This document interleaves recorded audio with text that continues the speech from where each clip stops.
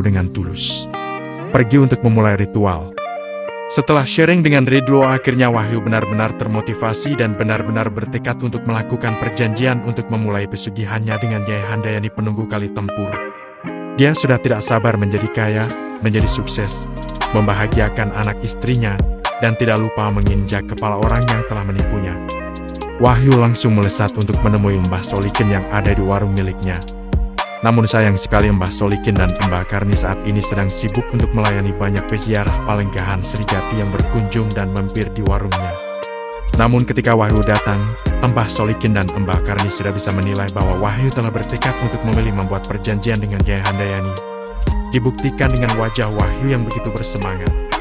"Nanti malam aja Le kita ngobrol, saat ini kamu bantuin mbakmu ini," kata Mbah Solikin kepada Wahyu. "Nggih Mbah," kata Wahyu sambil mengangguk. Tepat ketika malam telah tiba, para pengunjung warung telah tidak ada, dan warung telah ditutup. Di dalam ruangan sakral yang ada foto Nyai Handayani, Wahyu mengutarakan tekannya ini. "Mbah, saya sudah memilih. Saya ingin mengakhiri kemiskinan saya milih menerima apa yang Nyai Handayani tawarkan," kata Wahyu dengan mata yang sangat bertekad. Mbah Solikin menyedot rokok kretek miliknya, kemudian menghembuskan nafas dengan perlahan. "Ya seharusnya memang kami pilih ini. Mau seberapa lama lagi kamu hidup keri?" kata Mbah Solikin. "Tapi karena kamu sudah memantapkan hati, Mbah akan bantu kamu untuk ritual terakhirnya," kata Mbah Karni. "Nggih Mbah," jawab Wahyu. "Kamu tahu tidak jalan setapak yang menghubungkan tempat ini ke tempat kuburan Mbah Guru yang ada di desa Gauding Putri?" tanya Mbah Solikin. Jalan yang mengelewatin tengah hutan ini Mbah.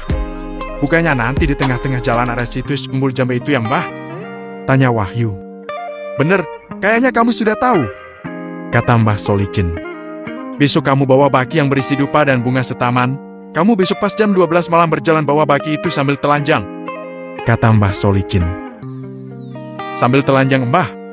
tanya Wahyu dengan sangat terkejut. "Loh kenapa? Kamu nggak sanggup? Katanya kamu pingin kaya?"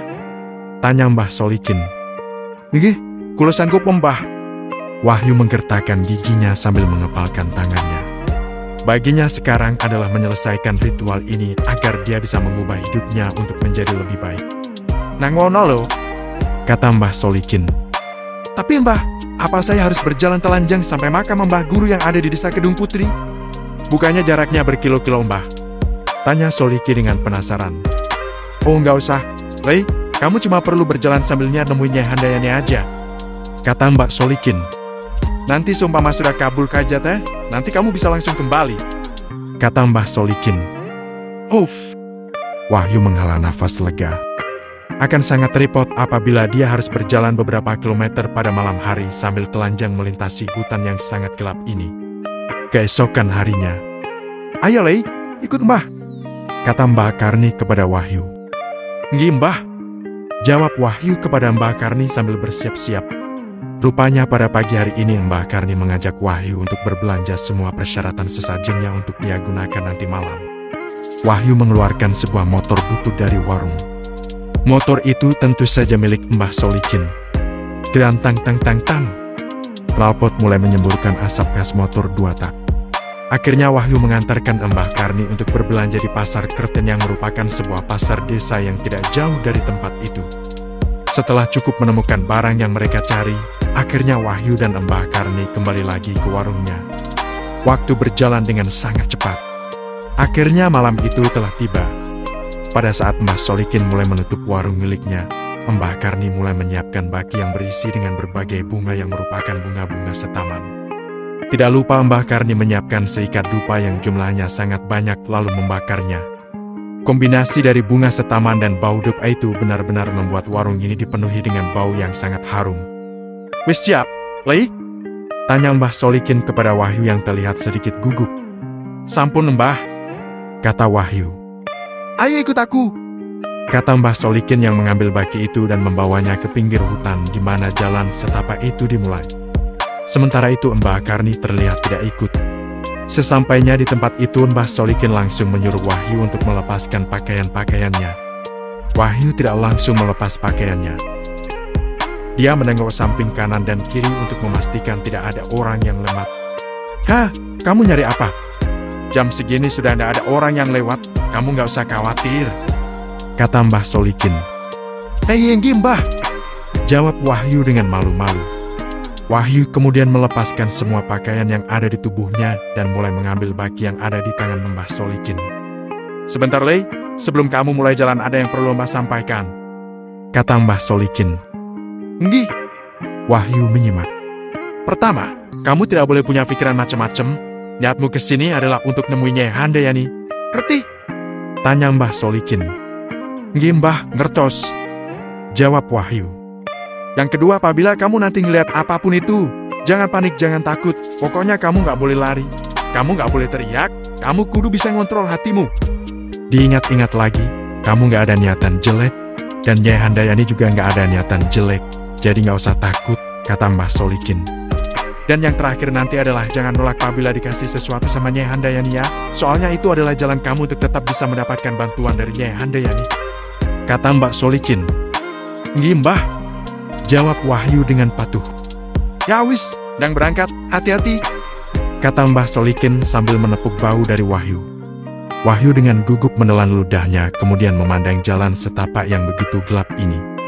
Tidak ada satupun penerangan yang menerangi jalan Wahyu kecuali bulan tanggal 16 yang tidak seterang bulan purnama tanggal ke-15.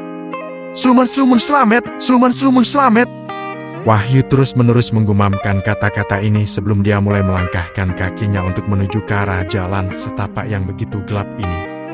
Wush! Sebuah angin malam yang dingin berhembus pelan menerpa tubuh Wahyu yang pada saat ini telanjang. Waduh, kok ada angin? Wahyu merasakan dinginnya angin tersebut sekaligus angin tersebut membangkitkan bulu kuduknya yang tadi amsi tertidur. Krik, krik, krik, krik. Suara jangkrik yang menempati hutan itu ternyata juga menemani langkah kaki Wahyu. Waduh, berapa lama lagi aku harus melangkah? Kata Wahyu dengan sedikit ketakutan. Namun tidak lama kemudian setelah Wahyu telah tiba di hutan yang agak dalam, suasana dan hawa yang ada di sekitar tempat itu berubah 180 derajat. Wahyu menelan ludahnya dengan ketakutan. Neng? Nong? Neng? Nong? Tiba-tiba ada sebuah suara seperangkat gamelan yang terdengar lirih di sekitarnya. Sumpah Wahyu kepada Nyai. Wahyu yang masih telanjang menjadi kaget dan merinding. Mana ada orang punya hajatan di tengah hutan seperti ini? Ini jelas-jelas tanda bahwa ada penghuni lain di sekitar sini. Neng? Nong? Neng? Nong? Suara gamelan itu semakin keras. Tiba-tiba Wahyu tersentak mendapati bahwa dia telah berjalan mendekati sebuah desa yang bisa dibilang asri. Rumah-rumahnya tidak terlalu besar dengan arsitektur rumah kuno pada zaman dulu. Kemudian Wahyu juga mendapati bahwa desa itu masih belum ada tiang listrik dan cahaya. Oleh karena itu, di setiap rumah masih menyalakan semacam dimar.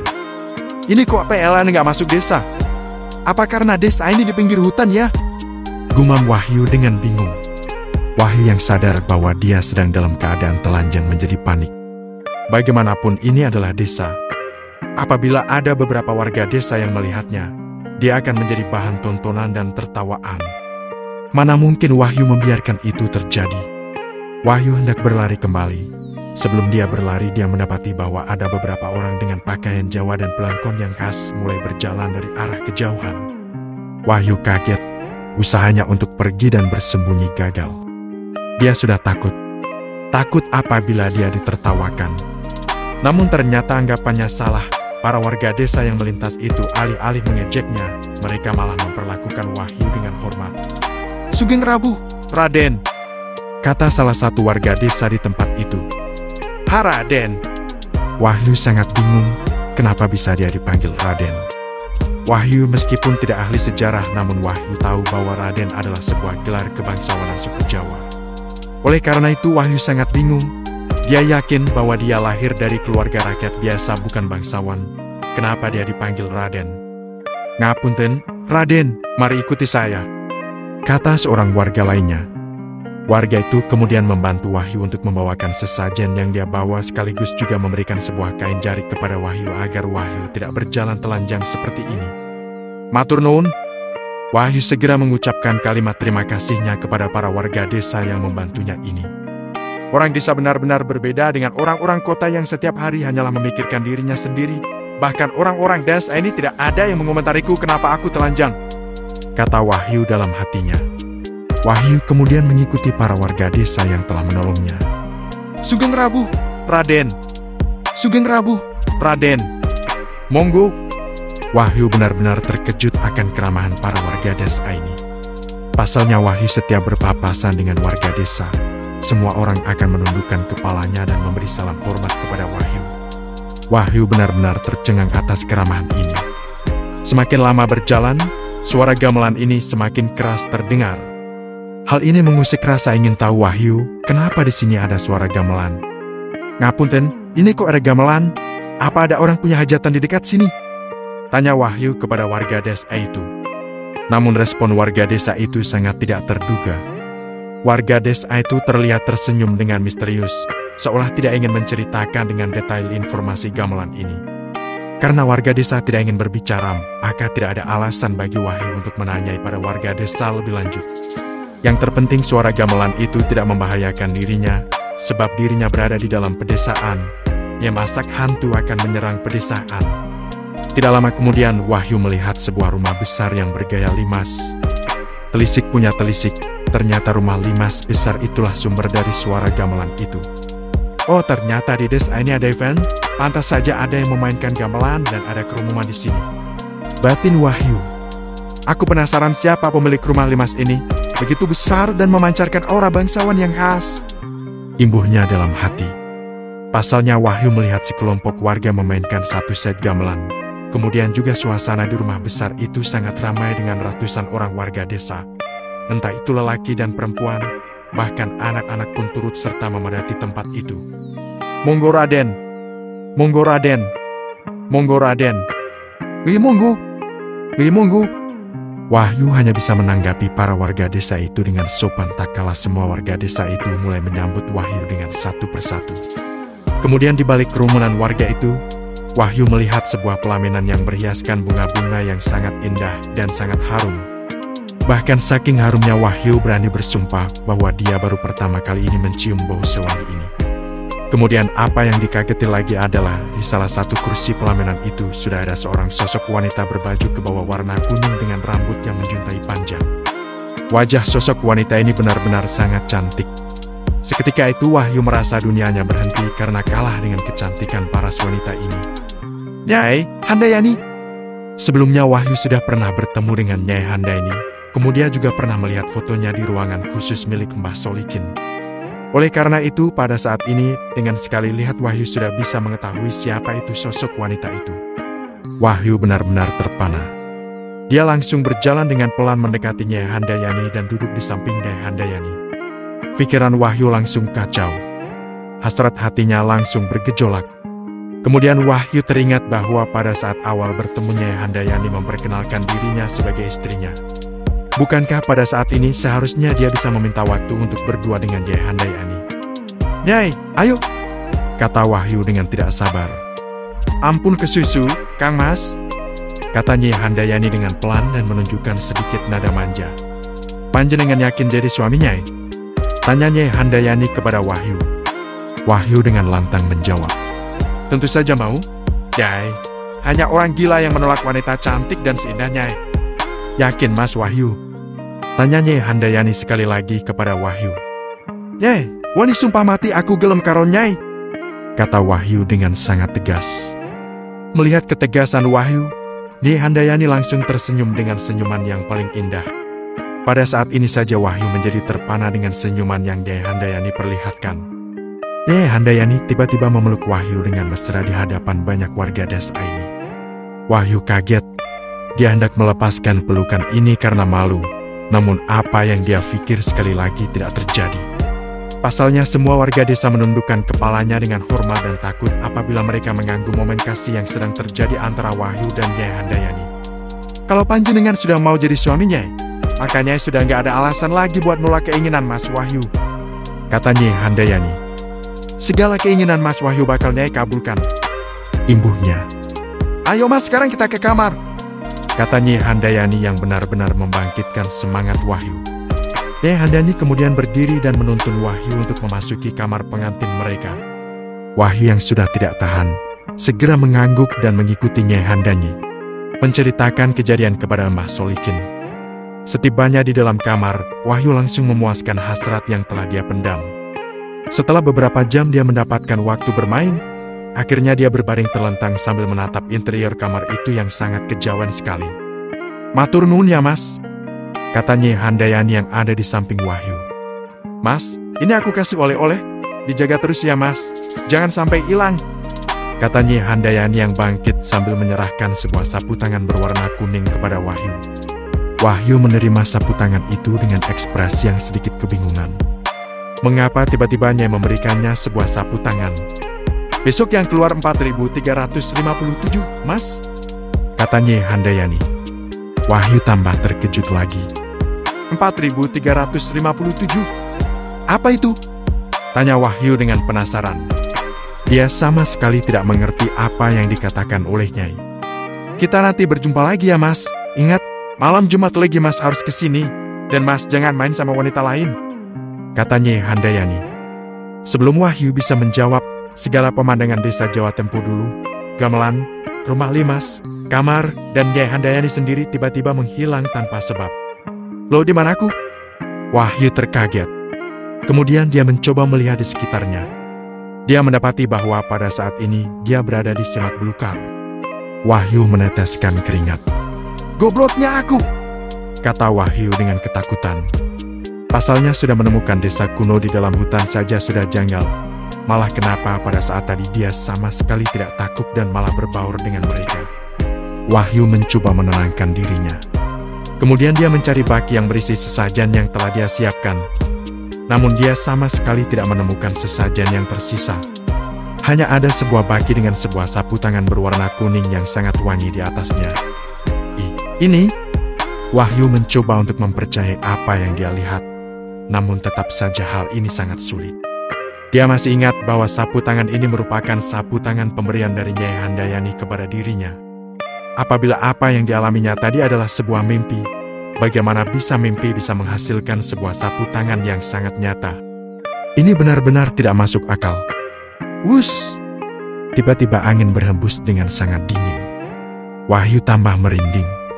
Dia mengambil baki kosong itu dan melesat ke arah warungnya Mbah Solikin.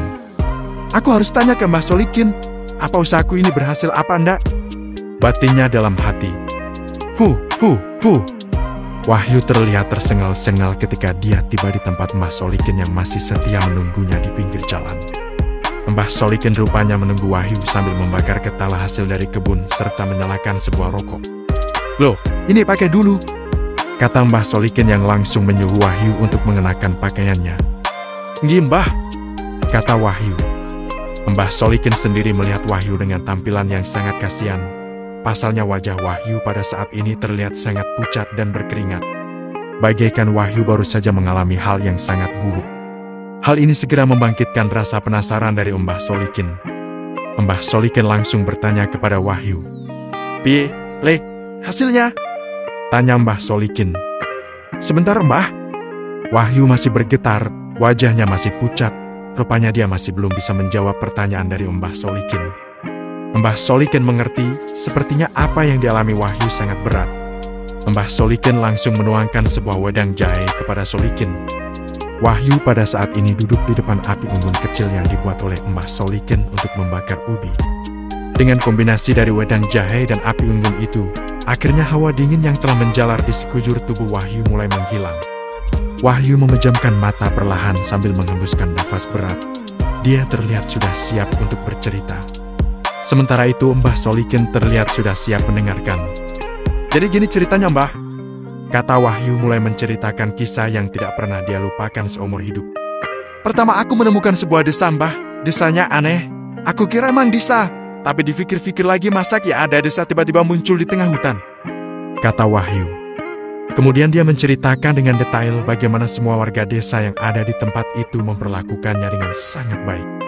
Sementara itu respon Mbah Solikin sangat tegang sambil mengangguk-anggukan kepalanya.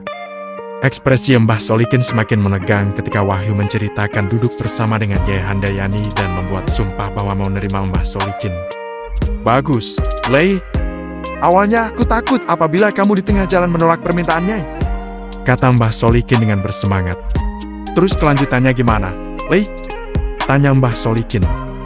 Akhirnya Wahyu menceritakan kelanjutannya di mana dia dan Nyai Handayani memadu kasih di dalam sebuah kamar pengantin berinterior kejawen.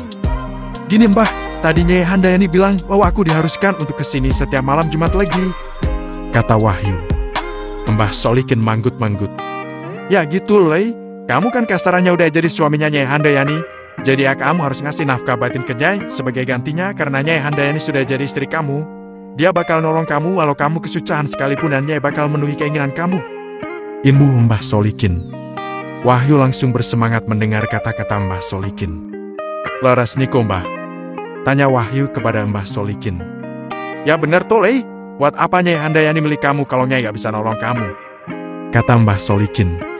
Bes kamu sekarang jangan khawatir, hidup kamu bakal berubah. Kamu sudah gak usah takut kere lagi. Imbuhnya. Begini Mbah, matur nuwun Mbah, kata Wahyu dengan penuh rasa syukur. Seharusnya kamu gak usah berterima kasih ke aku, tapi ke Nyai Handayani yang mau nerima kamu, Lei, kata Mbah Solikin. Oh ya Mbah, tadinya bilang 4357, itu artinya apa ya Mbah? Tanya Wahyu. Kamu dapat nomor dari Nyai? Tanya Mbah Solikin dengan kaget. Nggih Mbah, tapi saya bingung itu nomor apa, ungkap Wahyu. Walah Lei, itu nomor togel. Kamu itu harusnya bersyukur sama Nyai karena Nyai mau memberikanmu nomor togel. Seharusnya itu buat besok, ya wis iku rezekimu. Tapi ujung ngomong siapa-siapa, pokoknya kamu daftarkan saja ke warungnya Mas Herman yang ada di samping, kata Mbah Solikin. Nggih Mbah, kata Wahyu dengan bahagia. Pasalnya apabila dia memasang nomor dan berhasil menang, maka hadiah dari nomor tersebut adalah sekitar 100 JT. Banyak orang yang pergi ke Serigati untuk mendapatkan wangsit seperti ini, namun jarang ada yang mendapatkannya. Wahyu sangat tidak menyangka bahwa Nyai Handayani begitu baik dengan dirinya. Wajah Wahyu segera memerah karena kegirangan. Dia sudah tidak sabar untuk mendaftarkan nomor ini dan mendapatkan uang dari togel. Tiba-tiba Wahyu menghentikan euforianya dan berkata kepada Mbah Solikin. Mbah, tadi Nyai Handayani bilang satu lagi, jangan main sama wanita lain. Artinya apa ya Mbah?